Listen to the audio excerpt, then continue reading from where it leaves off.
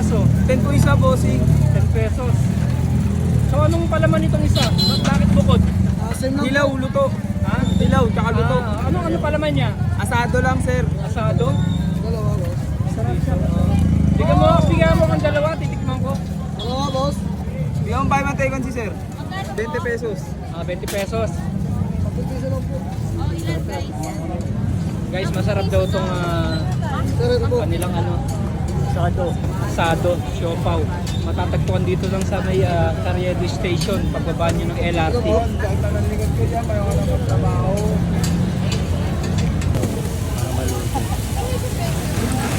I-steam mo lang ano. May mantika yung tubig, sir, para maprito rin siya. Okay, may mantika daw yung tubig. Mix siya ng mantika at tubig para maluto na siya. Tapos ito na yung duto, medyo na-toast na siya. Galing. Galing.